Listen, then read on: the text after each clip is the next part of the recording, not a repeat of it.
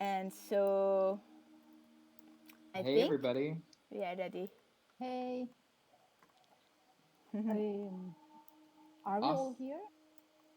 I think we are all here. Okay. It looks like if we come closer, then we can hear Jader better. I love this Okay. so much. This is so adorable to have people in this space other than just me. It's such an extra element. It's great. Um, Good morning.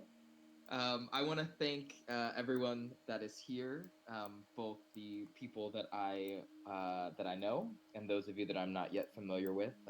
Thank you for joining us this morning, and thank you for taking a poke around in my space. So, Judit, am I correct in that I'm just going to kind of talk about the motivation behind creating this work? Yes, and also I really appreciate when folks are giving you feedback or giving any comments, questions, and and be as alive as possible so that we are the perfect part of your space. and Yes, please. Yeah, anyone is welcome to shout out a question and put it in the chat. But I guess I'll start. Um, I'm not really known for being very succinct, so bear with me in somewhat of a story. But I thought it would be interesting to talk about how I arrived at kind of the final concept for this space, which is I'll remind everyone that the space is called "A Mind Is a Terrible Thing, Too Wasted," which is also one of the uh, text pieces that's included in the work. And as Judit knows, over the course of this residency, I was thinking a lot about, I guess, the genesis of all things. I think that we can all agree that the last almost 2 years now have been fraught with anxiety or introspection or many other words. And with that, especially with vis-a-vis my art practice, I've been thinking a lot about things that feel elemental. And so with that, I really started exploring these motifs that felt organic. So a lot of the static work here that looks somewhat like floating rock formations, I've been playing around with this motif for several months now, and that is all created in partnership with AI, which is something that I find like a really beautiful metaphor. Me trying to land at something elemental, fundamental, organic, doing it through a computer brain, which feels like the perfect, like harmonious, contemporary expression of natural. Um, and so, in any case, when I started this project, I wanted it to be something that um, kind of had the feeling of like a Zen garden, for lack of a better word, or a space where one would appreciate suiseki, which is like the Japanese uh, it's not really like practice of seeking out and appreciating the nuances of naturally formed rocks. And I was really into that manner of thinking of something like quiet and meditative. But I am neither a quiet nor a meditative person. And so I realized that I was trying to create this piece that was about the mind and meditation, but I was doing it in this way that felt like overly precious and inauthentic. And so when I landed on that epiphany, I kind of morphed my project to be representative more of a psychological landscape of the nature of, at least the quality of my mind.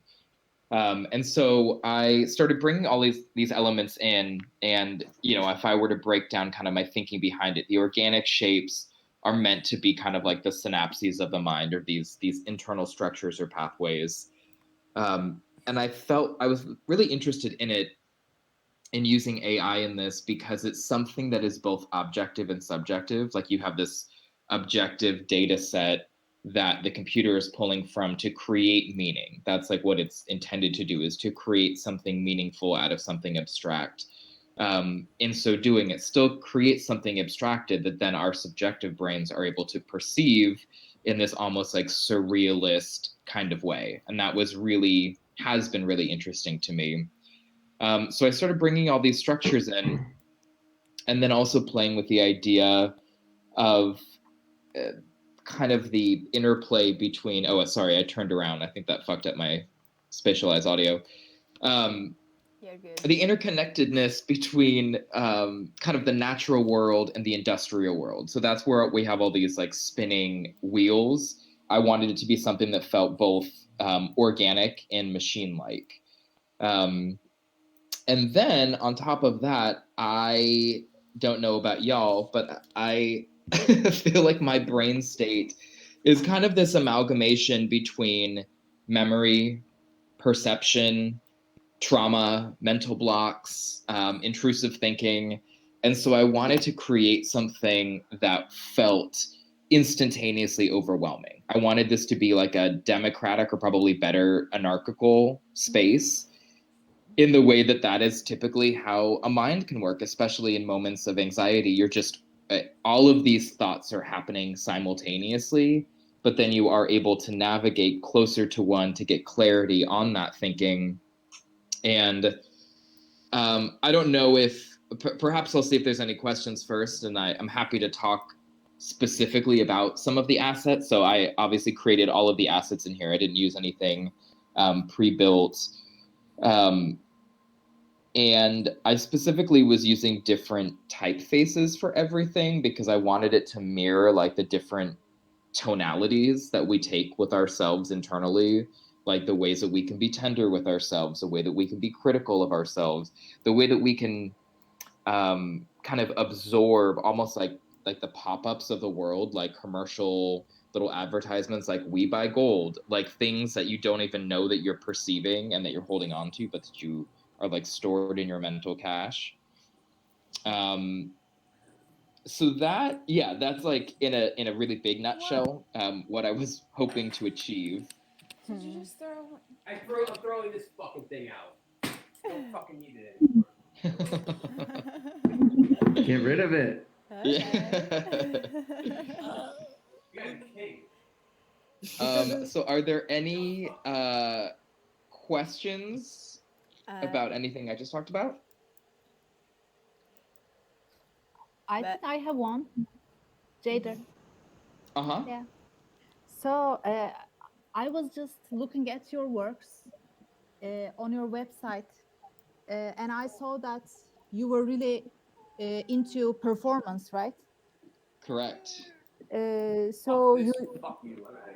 use performance to express yourself as your identity as a queer artist, and also since you don't use your body as a device in this kind of a virtual environment, I was thinking about what kind of new perspectives it brought to you while you were working on the virtual environment. Maybe you already were working. I don't know what you have been before, but I was just wondering because it is also a first experience in this space, Mozilla, for me.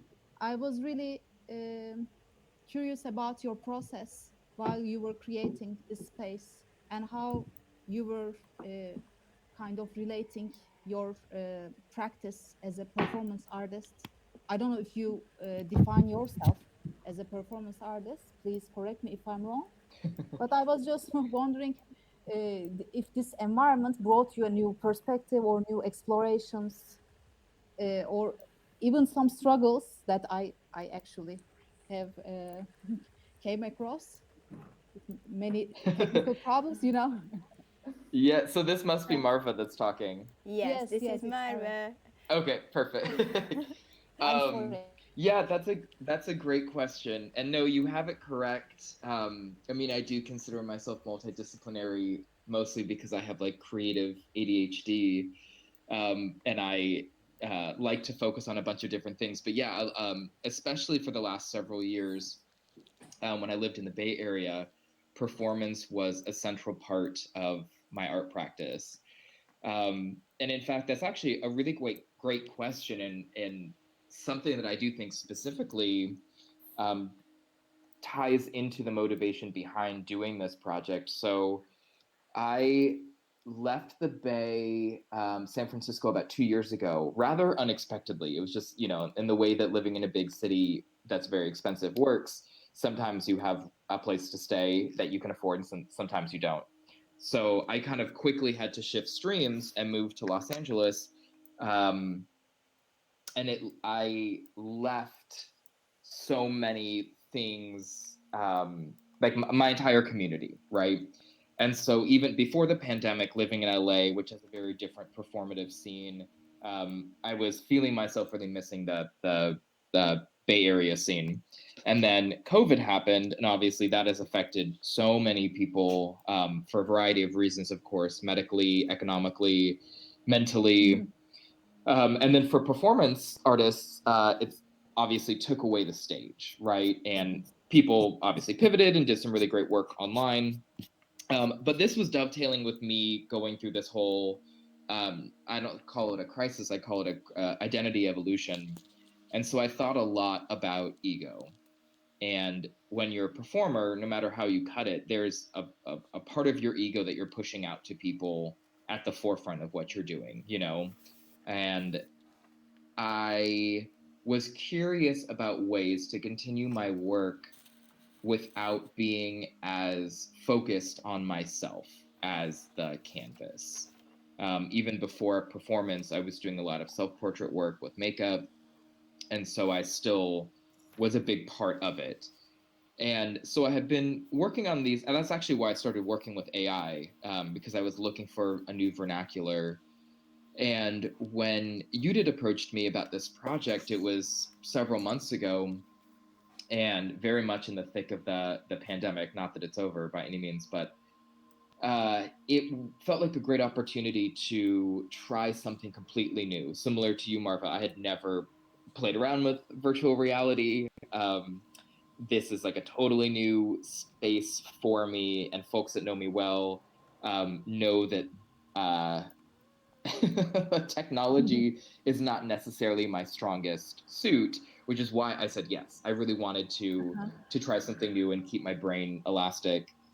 So in a way, however, I kind of feel like this is actually a really ego-driven piece because it is super informed by my brain, in the sense that this is a very loosely veiled metaphor for my brain space. But it was a fun way to kind of play with that, to have performance going on. I knew I wanted a really action-driven space, which is why almost everything in here is a GIF.